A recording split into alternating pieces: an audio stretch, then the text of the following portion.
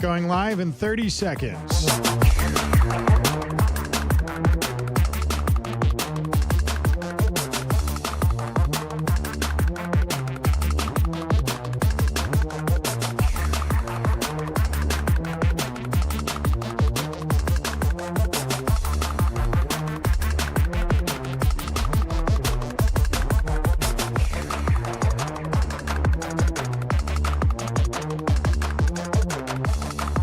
KPR's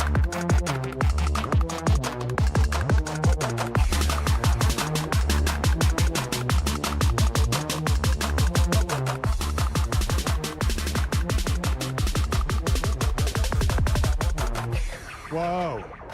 Whoa, indeed. A Houston woman threw a quinceañera for her cat. But the cat spent the entire time swatting at the tassels of its sombrero. Hi, that's how we start this segment. Thanks so much for tuning in today. We're streaming on social media, as we often are. Not all the time, but we often do. This is a radio station in Houston, Texas, if you're watching for the first time. I'm Kenny Webster. I know it's hard to believe, but I co-host, and I am the executive producer of the most listened to morning radio show for right-leaning white guys aged 25 to 55 in the South. We're on a couple dozen radio stations. But in the mid-afternoon, I do this. So thanks so much for tuning in today. Today, I, an upper-middle-class white guy from the Midwest, am going to explain global racism to all of you. I know it's hard to believe, but actually I am going to explain it to you. There is a new controversy brewing right now, and it involves the whites and the blacks. I know this is unique to some of the other stuff involving racism. This is very different, but this is sort of an odd, it's like a curveball. It's like God threw us a curveball this week. Anti-white racism. Ethan's over here doing his nonverbal communication. I'll explain what that means in a second. One of my producers is joining me here in the studio, but first, we're going to talk about this. Because they're being killed, and we don't want to see people be killed. Now, South Africa leadership is coming to see me, I understand, sometime next week. And, we're supposed to have I guess a G20 meeting there or something, but we're having a G20 meeting. I don't know how we can go unless that situation's taken care of, but it's a genocide that's taking place that you people don't want to write about, but it's a terrible thing that's taking place, and farmers are being killed. They happen to be white, but whether they're white or black makes no difference to me, but white farmers are being brutally killed, and their land is being confiscated. And now, this is actual racism. This is real political refugee asylum, not like the sort of thing we've been hearing about for the last several years. There's really two kinds of political asylum refugee seekers, right? One of them, this is the more common one, is just people from a poor country that's kind of crappy and it sucks, right? And there's a lot of examples. It's just they exist in Eastern Europe, they exist in Central Africa, they exist in South America. They exist. There are places in the world where it's hard to find a job and people don't like it there. And so that is a kind of refugee seeking a kind of asylum. But is it political? It's socioeconomic, sure, but is it political? This is an actual asylum seeker. They're by the definition of it, they want to murder you because of your skin color, because of what you represent. And this is very confusing to white liberals. They do not understand how could this be true. Here's actually a camera shot of what some of these people look like here that have just arrived in America. Now, they're white. I know. Ooh, touchy subject. Have you noticed anything interesting? I got my buddy Ethan here in the studio with me right now. One of my producers is here. Ethan, what do you notice about these refugee asylum seekers that differs a little bit from some of the anti-ICE protests we've seen recently? Well, I'm seeing a lot of flags, and and we see a lot of flags at ICE protests. But South African flags? well, all kinds of flags. I mean, you can look at any immigration protest against ICE, and you will see every flag except the United States flag. Versus these people are coming in, and they look tired because they just got off a long flight, but they do look happy to be here, and they're all waving American flags. Now, I won't pretend to be offended by the flag of a foreign nation. My mom is very Italian. I have a lot of aunts and uncles who keep Italian flags around. They think it's great. But they don't not keep American flags around. Right. It is weird to see people marching through the streets waving El Salvadorian flags, Guatemalan flags, Nicaraguan flags, Mexican flags, chanting in a foreign language, saying they deserve to be here, not an American flag in sight. These people immediately get off the plane. And what do we immediately see? We immediately see American flags, Ethan. And to your point, if assimilation should be part of the immigration process. I'm not xenophobic. I'm not anti-foreigners. I'm not anti-immigrant. I'm just not. I'm a Mises economics enthusiast. I'm a free market capitalist, Austrian economics enthusiast. We want the world's hard workers to come here. We want the world's scientists and doctors and I know there are MAGA people that don't agree with me on this. But not at the expense of assimilation. We want people to come to our country who believe in our values, who believe in a constitutional republic with 3 branches, checks and balances, civil liberties. This is basic American stuff. Weirdly enough, liberals claim to believe that, but not when it comes to immigration, right? Yeah, well, because I think for the liberals, it really is, it gets back to the fact that they hate our system, right? And so they want people brought into the country who also hate our system. They hate our country. And, every country should seek to, at the very least, kind of preserve itself, right? So, obviously, you bring in the best of the best from around the world, but you want those people to say, I'm going to become an American. I'm going to assimilate. I'm going to a certain extent, recognize the fact that I'm leaving behind something to take on something else. Yeah. That shouldn't be controversial, but it is. I would hope it's not controversial. Now, to those of you that are new to this controversy, and we're broadcasting live on social media to an audience of people that mostly understand already, this isn't new. The fact that white farmers are being murdered in South Africa, it's not new. And remember, these people, it's been going on for generations. Most of these people who work in agriculture, who work with their hands, are blue-collar people. They didn't choose to be born in South Africa. That's just where these aren't the people that invaded South Africa so many years ago. They're not the people that caused apartheid to happen. They're just not.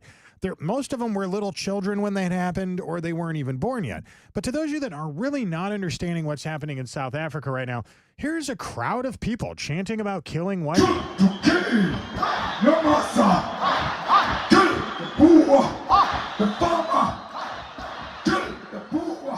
They're chanting "kill the farmer." Yeah. Because white people tend to work in agriculture in South Africa. I mean, that is what this is a video of. I don't know how much more clear we can make this to people. And it's not just kill the farm. They specifically say kill the Boer, which is the term for the white farmers. Like, you couldn't possibly say the quiet part more out loud. Yeah, that's exactly what they're saying. Here's another one of the anti-Boer political leaders of South Africa. For each white person that is being killed by the taxi industry, will give 5 white people. For every 1 black person you kill, will give 5 white people. You kill 1 of us, we'll kill 5 of you. You kill 1 of us, we'll kill 5 of you. You kill 1 of us, kill 5 of you. Now, I don't know if you could tell, Ethan, but this guy doesn't like white people. Yeah. Yeah, he seems to really have a stick up his butt about that. And and what he's chanting for isn't it's not illegal there to do this, to go out and talk about killing white people. It's interesting. I mean, it's not interesting. It's actually pretty horrific. I don't know if you've read any of the stories about how the farmers are getting murdered, but roving street gangs arrive at their property. They use jamming devices that make it so their cell phones and satellites and phone equipment doesn't work. They shut that off. They run in, they murder, they rape, they pillage, they destroy. The goal is just for them. They don't want the white people to exist there anymore.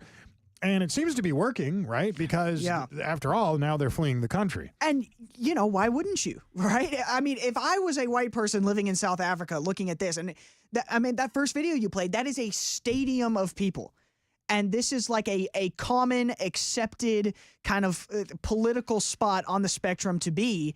And, you know, it happens all the time. I mean, there's stories of it's not just the farmers, too. It's, you know, people in the suburbs will have their dogs poisoned. And then once their dogs die a slow, agonizing death, and there's essentially no defense in the home anymore, because I don't think you're allowed to just be an average person with a gun. I don't believe they have anything equivalent to the Second Amendment there. Then they'll break into your house and they'll kill you in horrific, terrible ways. I mean, there's stories of people being slowly burned to death in very strategic ways so that you suffer as much as possible. And so, yeah, why would you not get the hell out of there? Yeah, it's pretty sick. Now, there is a religious component to all of this, oddly enough. Here in the United States of America, the Episcopalian Church, which, as a lot of, for those of you that are not history buffs, that is the American version of the Anglican Church, the Church of the King of England. And for years, they have been working with the American government to help out refugees and immigrants. Now that white immigrants are coming here, here is a spokesperson for the Episcopalian Church. Who is this guy? This is Episcopalian Church Bishop Sean Rowe. Says they are against helping out the white migrants. Go ahead, play the clip. We can't be ourselves in the Episcopal Church and take the step of resettling white Afrikaners from South Africa. Our church has a long commitment to racial justice and reconciliation, and we have historic ties with the Anglican Church of South Africa. Desmond Tutu is a part of been a partner in this work for us. So we're just not able to take this step. It's not in line. He says it's not in line with their religion. Can I please interject for just a minute, Mr. Man of God? Ezekiel 18:20, the soul who sins shall die. The son shall not bear the guilt of the father, nor the father bear the guilt of the son. Now remember, these are the children of previous generations of South Africans. They're not necessarily even the children of political leaders in South Africa, but certainly these people fleeing here right now are not the reason why they ever had apartheid in South Africa. But explain that to the Episcopalian Church.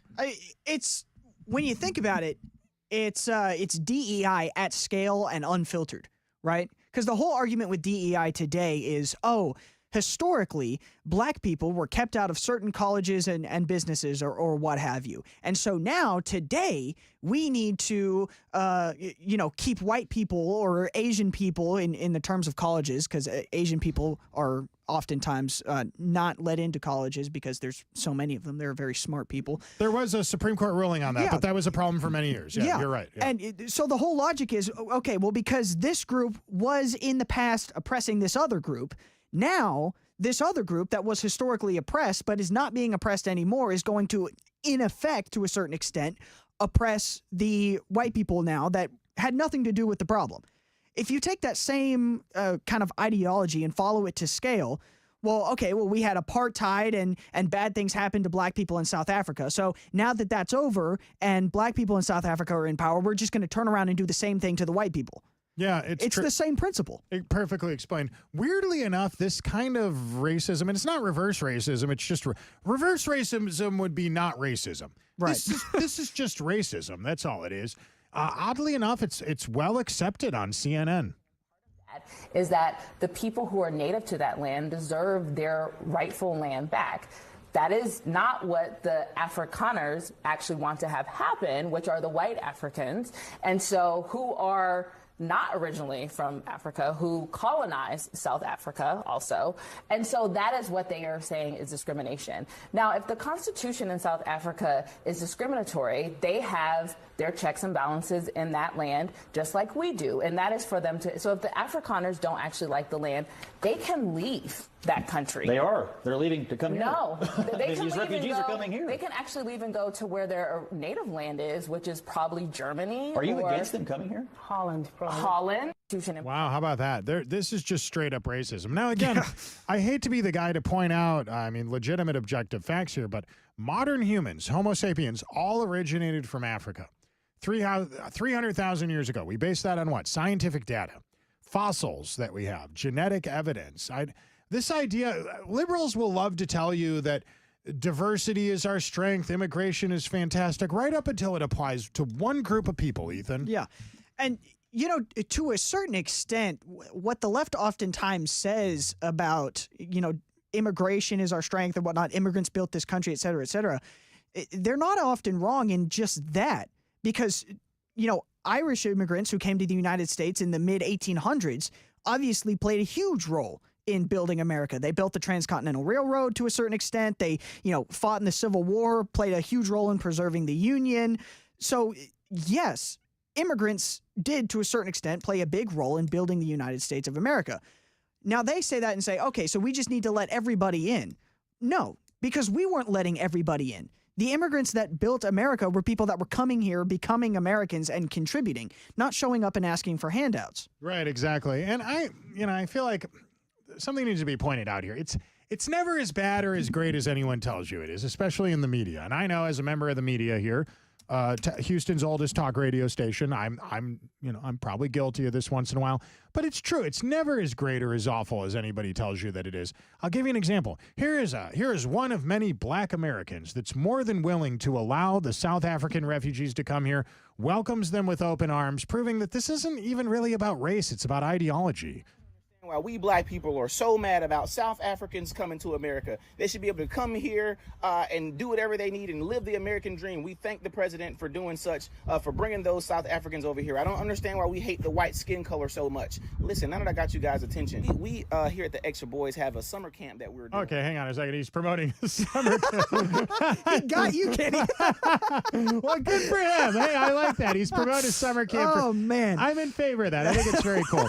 By the way, people are commenting on what we're talking about right now on social media. Paul on X says, "Good morning, love the music. This is time to dance." Thank you very much. Roger on Facebook says, "Trump did this because he knew the media and the liberals," he used a different, I'll use the word libtards he used, "would jump on it to try and make it a negative. He trolled them again." I think, look, I get your point, Roger. This does bring out one of the most hypocritical points that liberals have, is that they want to help immigrants right up until it's the wrong kind of immigrant. But I got to think he's doing this because he's sincere. I don't think this is about trolling. I mean, these people were getting murdered, right? It could be both. Fair. Both is good. No, you're right. That's fair. Dita on Facebook says, "Where are they getting their money from? How is it being funded?" Who are you referring to, Dita? Here's an interesting comment from YouTube. "Hi from South Africa." We have more than one person watching from South Africa on YouTube right now. Dita on Facebook says, "Let's help get them out for sure. I'm pretty sure there's mojos, don't know how to farm themselves." I don't know what that means. But no, well, actually, to your point, when they chase these white farmers out of South Africa and they give the land over to the people that they think are the natives, very rarely do these people actually understand anything about agriculture. There is a famine. Yeah. There's a famine issue down there right now. They're having a problem right now with feeding people. You can't just figure out how to run a farm because you took over one, right? Yeah, I mean, that Texas is a perfect example of this. We have generations of family farmers that have perfected the craft over, the course of 150 to 200 years.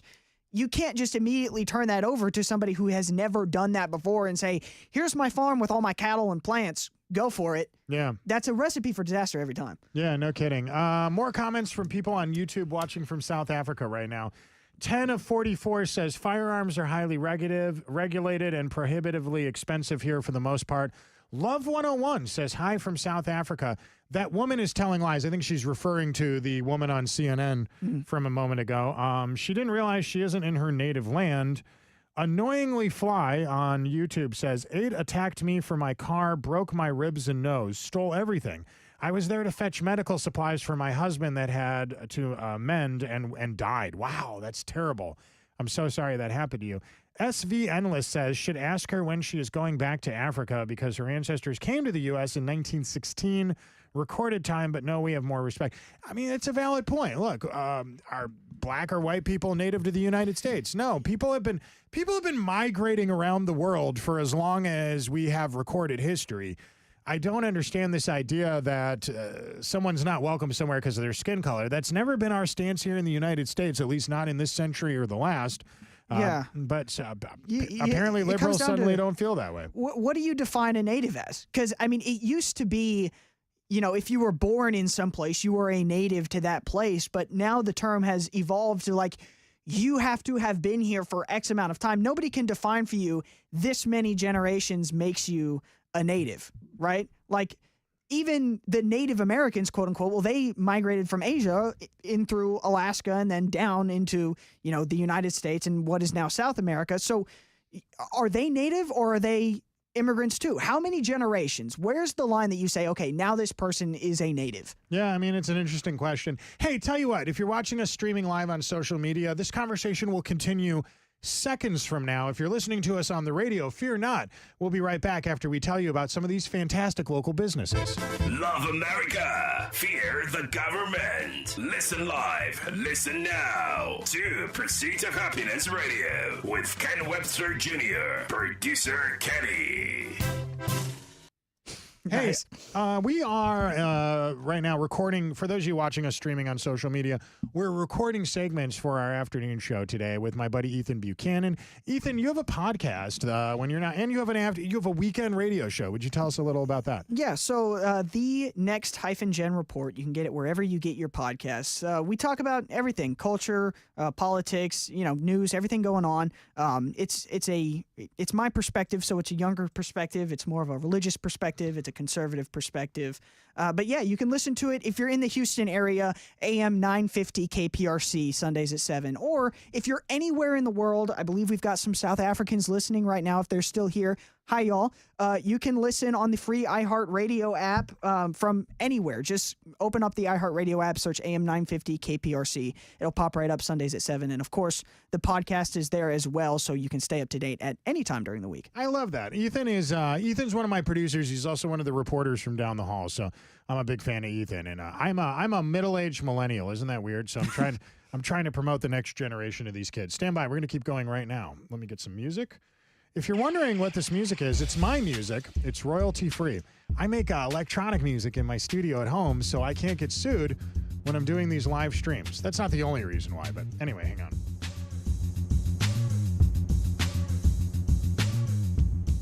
Today is Dance Like a Chicken Day. Got it covered, replied Katy Perry. Katy Perry was just in Houston, Texas this past week, and she's on stage performing her music from 20 years ago. She didn't even address the space controversy. I feel like it was a wasted opportunity for her. If you're having a scandal, you have to make fun of yourself on stage. Hi, everybody. Back from break right now. I'm here right now with my buddy Ethan Buchanan. In case you didn't know, we are going to be, me and Jesse Payton. I know this isn't a funny show today because we're talking about people being murdered because of their skin color. That's not a lot of fun, but I will be performing comedy. Hard to believe. I know. It's a ton of fun. It's a race war in and of itself. Actually, it's couples therapy. We're going to be in Jackson, Mississippi, May 22nd, Mandeville, Louisiana, May 23rd, and Metairie, Louisiana, May 24th. That's a Thursday, a Friday, and a Saturday, getting into Memorial Day weekend there. If you're in South Mississippi, well, wherever Jackson is, whatever you could, and then South Louisiana, of course, come hang out with us. It's date night. Watch two middle-aged divorced men give you and your spouse relationship advice. I'm not telling you should take that advice, but anyway, that's what we're going to be doing. Let's talk for a minute about religion. Ethan, you were a choir boy and you were touched as a child by a Catholic priest. Is that correct? I was not, because I was actually a Baptist. So I skated on the myriad of alleged issues in the Catholic Church. What's the old joke about if you're going to go fishing with a Baptist, bring two with. Otherwise, if you just bring one, he'll drink all your beer. Yeah. Oh, gosh. My great-grandfather had this joke down to a T, and I can't remember it now, but something along the lines of, if you don't bring enough beer to share, the Baptist will judge you for drinking. Yeah, that's a great point. Yeah, exactly. Baptists are great. Anyway, I'm Catholic. We swear and smoke, and we bang, and we cheat and gamble and all that stuff. We're great, obviously, just fantastic people. But actually, we take you from this conversation we were having about what's going on in South Africa right now to The View. I apologize in advance, but we're going to talk about The View. There is this television show. They say it's the most viewed show on daytime TV, and it's basically just a bunch of cackling hens.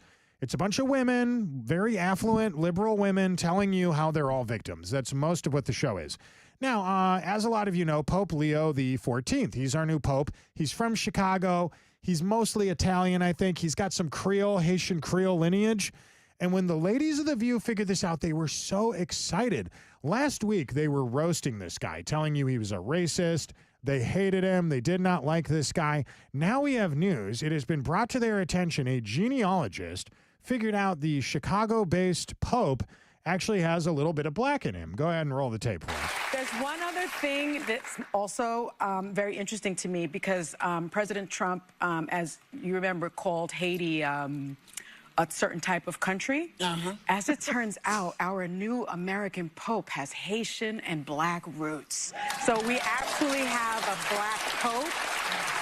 Apparently, it's like chef's kiss for me. So apparently, both of his maternal grandparents are described as Black, Haitian, or mulatto in several census documents. And on their marriage license, the grandfather's birth place is Haiti, listed as Haiti. Her birthplace is listed as born in New Orleans. They were identified as people of color. But in 1920, when they migrated to Chicago, the census reflected their race as white. So I'm loving everything So about I'm loving, this Pope. I'm Let me really tell you. enjoying They it. love a Black Pope. There's like this picture of him on a donkey in Peru that I mean, it's just, he's bringing me so much joy. Yeah. This is a man who has... Guys, I don't have the clip here right now. Last week, these same women said they hated the new Pope because he was anti-LGBTQ, he was anti-abortion, he's very socially conservative. Conservatives were mad at this guy because he criticized Trump for his stance on immigration. For the record, Pope Leo is a registered Republican, but is he a Republican or a Democrat? He's a Catholic. The Catholics believe in they're anti-abortion, they're anti-gay marriage, and they're pro-open borders, all for the same reason. Do you know what it is? Do you want to guess, Ethan? Do you want to guess what it is? I'm going to guess it's bringing in more Catholics. You're correct. It is about recruitment numbers. Yes, they want poor people from South America who happen to be Catholic to come to the United States and get jobs and money and put little Catholic butts in the Catholic pews and pour money into when the basket's going around. They want that, right? Make more smaller Catholics. Exactly. And for the same reason, they don't want you to get an abortion and they don't want you to have gay sex. They want you to have straight sex because that's where babies come from. But for the record, and I know this is very upsetting to the ladies of The View, Pope Leo XIV is not the first Black Pope. I mean, he's not even really technically Black, but we've already had 3 Black Popes. Pope Victor I, Pope, Miltiades, and Pope Gelasius were actually all believed to be from African descent. Now, the problem with that is those Black Popes, that was way before there were cameras. You couldn't put them on The View. You couldn't interview them on Stephen Colbert. That was a very long time ago, but they happen to be of African descent. Now, here's where this gets a little tricky. Guess who's not as Black as she would like to be? Sunny Hostin. Sunny Hostin is actually, turns out, the ancestor of some slave owners. In fact, there's even a clip of her discussing this. Hang on, let me get this on the screen over here. This is the same woman celebrating the Pope for not being as white as we had previously thought. Now actually sharing a little bit of her own, a Black woman with white guilt. You don't often see this. Go ahead, roll the tape, please. Wow. I'm a little bit in shock. I just always thought of myself as Puerto Rican, half Puerto Rican. I didn't think I was, my family was originally from Spain and slaveholders. Yeah. So how are you feeling, my friend? I think it's actually pretty interesting that my husband and I have shared roots. Yeah. So I do appreciate that. And I think it's great for our children to know this information. But I guess it's a fact of life. Wow, how about that? The fact that you just happen to be the ancestor of, so it's just a fact, can't do anything about it. But I want my reparations. Go on. No. You made this bed. You lied in it. $50 in my pocket right now, or you hate Black people. Ethan, I know. She said it. There it is, guys. I'm sorry. We don't get to decide. Racism's bad. Sunny Hostin, you have to be canceled. I don't make the rules. I don't like it. Nobody does. I'm Kenny Webster. Thank you so much for watching today. Thank you so much for listening, everybody. It has been a pleasure to entertain all of you. If you don't mind, if you're new to the show, click like, click subscribe, hit share. We're just regular guys here doing a little radio show live from Houston, Texas, and it's a pleasure. For those of you on social media, to those of you that are driving in a car right now listening to us on the radio, hey, 10 and 2, kids, keep those eyes on the road. Have a great day. We'll be back bright and early tomorrow morning for more of What You Bought a Radio For.